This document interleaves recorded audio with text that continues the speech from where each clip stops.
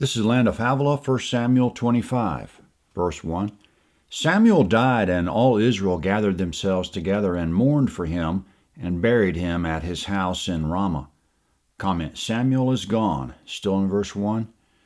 Then David arose and went down to the wilderness of Paran. Comment, that's the desert south of Judah. David and his men are sticking to the lonely places. Now coming up, there's a man who lives in southern Judah on the edge of the wilderness of Paran in the town of Maon, and less than 2 miles from there he has some land near the town of Carmel. Verse 2. There was a man in Maon whose possessions were in Carmel, and the man was very great. He had 3,000 sheep and 1,000 goats, and he was shearing his sheep in Carmel. Now the name of the man was Nabal, and the name of his wife Abigail. Comment, his name is Nabal, which means fool, especially foolish with regard to morality. But coming up, his wife Abigail is opposite, still in verse 3. This woman was intelligent and had a beautiful face, but the man was surly and evil in his doings. He was of the house of Caleb. Comment, he was descended from Caleb, the hero of Moses' time, but he was cantankerous and evil. Verse 4. David heard in the wilderness that Nabal was shearing his sheep. David sent 10 young men, and David said to the young men, "Go up to Carmel and go to Nabal and greet him in my name." Comment, David sending 10 men out of the desert to give Nabal the following rather lengthy message. Verse 6. Tell him, long life to you, and peace be to your house, and peace be to all that you have.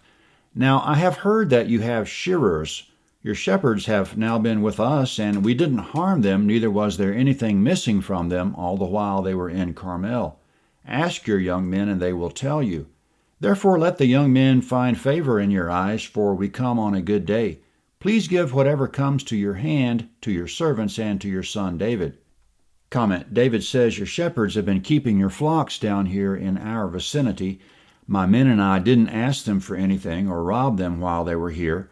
Please provide whatever you can for them. In other words, David's asking for a little food.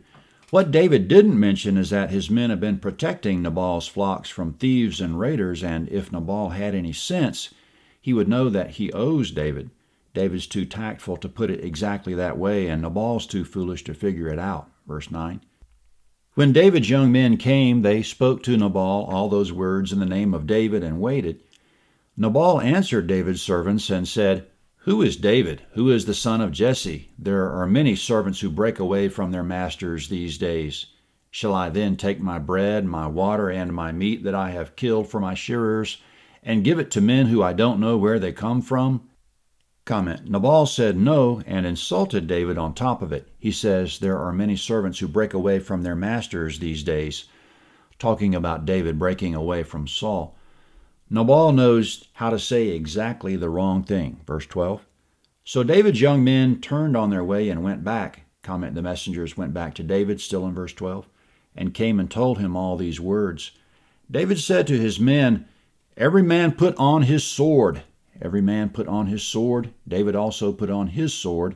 About 400 men followed David, and 200 stayed by the baggage. Comment, David is furious, and he's coming at Nabal with 400 men.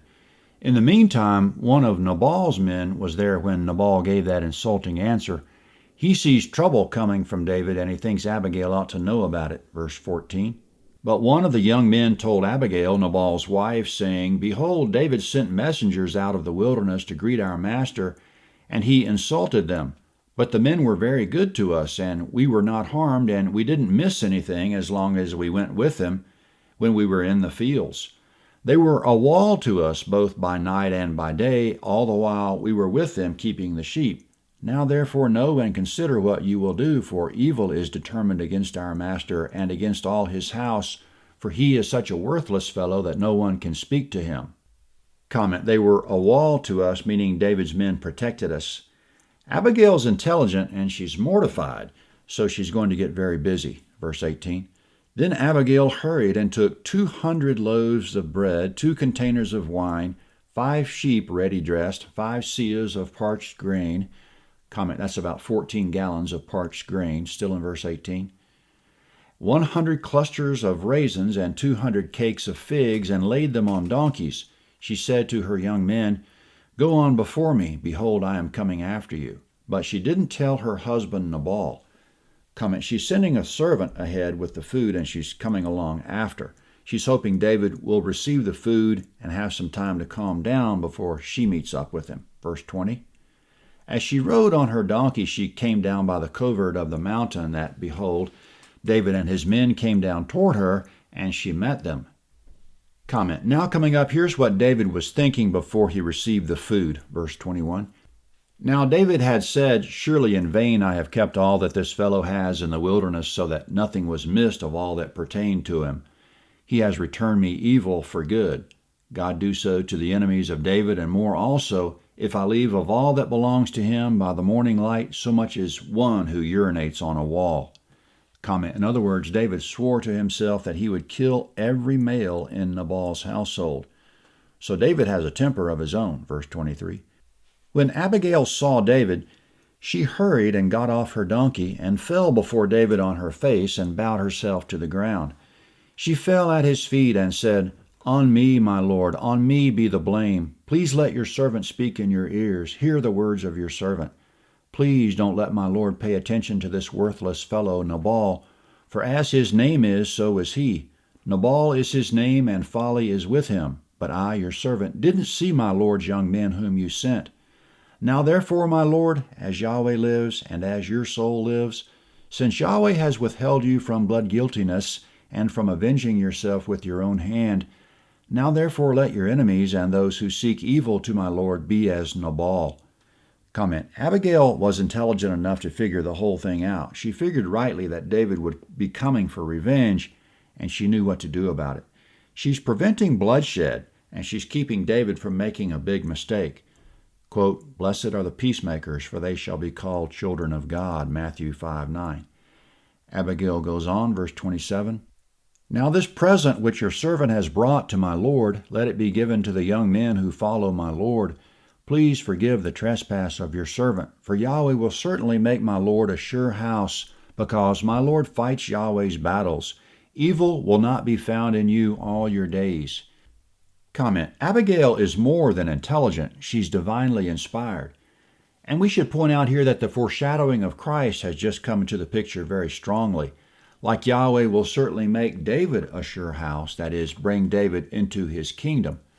Yahweh will certainly make Christ a sure house, because Christ fought Yahweh's battles and evil wasn't found in him all his days, as was said of David. Abigail's coming to David as we should come to Christ. She's confessing, humbling herself, knowing that David will be king as Christ will be, and knowing that she should be kind to David's men as we should be kind, especially to those who are of the household of God, Galatians 6:10. So Abigail is like David's 600 men. She's a picture of those who are recognizing Christ for who he is. And if we're intelligent and beautiful in our understanding like Abigail, we'll know what to do about appeasing the coming king by humbling ourselves before Christ and serving him and his people. Abigail goes on speaking to David, but in many respects she could just as well be praying to Christ. Verse 29. Though men may rise up to pursue you and seek your soul, yet the soul of my Lord will be bound in the bundle of life with Yahweh your God. He will sling out the souls of your enemies as from the hollow of a sling. It will come to pass when Yahweh has done to my Lord according to all the good that he has spoken concerning you, and has appointed you prince over Israel, that this shall be no grief to you, nor offense of heart to my Lord, either that you have shed blood without cause, or that my Lord has avenged himself. When Yahweh has dealt well with my Lord, then remember your servant. Comment, in her exceptional understanding, Abigail wants David to remember her when he comes into his kingdom, just as the thief on the cross begged Christ, Lord, remember me when you come into your kingdom, Luke 23:42. Now coming up, David will respond, and in many ways his response will mirror what the response of Christ will be to anyone who comes to him in humility, in a knowledge of who he is, that he's the coming king. Verse 32. David said to Abigail, Blessed is Yahweh, the God of Israel, who sent you today to meet me. Blessed is your discretion, and blessed are you who have kept me today from blood guiltiness and from avenging myself with my own hand. Comment, Christ would much rather be moved to compassion than destroy us in the coming judgment. As David is so happy he won't be destroying anyone, so is Christ whenever anyone comes to him and makes peace. Verse 34. For indeed, as Yahweh the God of Israel lives, who has withheld me from harming you, unless you had hurried and come to meet me, surely there wouldn't have been left to Nabal by the morning light so much as one who urinates on a wall. Comment. By the time the eternal morning light dawns, the wrath of Christ will be such that there won't be anyone left whom he doesn't destroy, except those who have hurried to meet him and made peace. Verse 35. So David received from her hand that which she had brought him. Then he said to her, Go up in peace to your house. Behold, I have listened to your voice and have granted your request. Comment. Christ will grant our request for mercy if we get to him in time. Now coming up, Abigail goes home, and Nabal is holding a drunken feast to mark the end of a successful shearing season. Verse 36. Abigail came to Nabal, and behold, he held a feast in his house like the feast of a king. Nabal's heart was merry within him, for he was very drunk. Therefore she told him nothing until the morning light. Comment. Nabal's a fool on a good day, even more when he's drunk. Abigail won't tell him anything until he sobers up. Verse 37.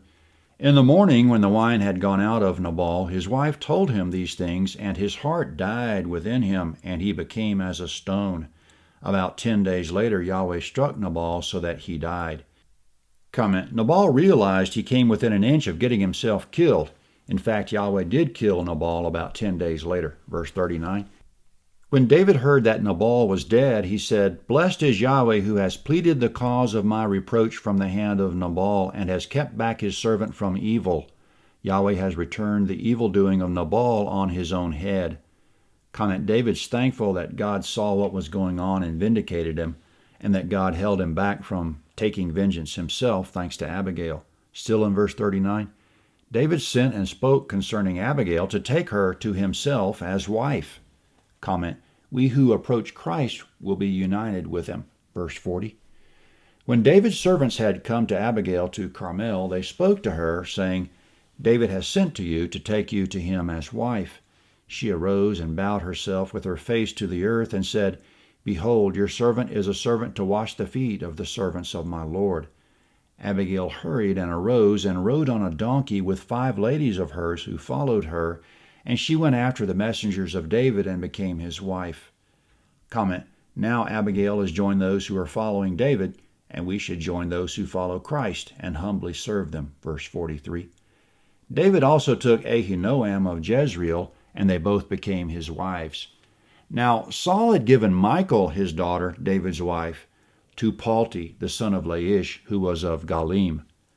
Comment. Michal loved David. David went out and got 200 foreskins of the Philistines for her, but Saul has given her to another man. So after all of Saul's weeping and apologizing in the last chapter, he's gone back to his unstable ways. 1 Samuel 26 is next at landofhavilah.net. 1 Samuel 26. This is the map of 1 Samuel 25. Israel buried Samuel in his hometown of Ramah, now identified with the modern town of Nabi Samuel, just north of Jerusalem. Nabal lived in Maon, but his possessions were in Carmel. These are modern Maon and Carmel, less than 2 miles apart. David and his men were staying in the wilderness of Paran, which is the desert south of Nabal's home.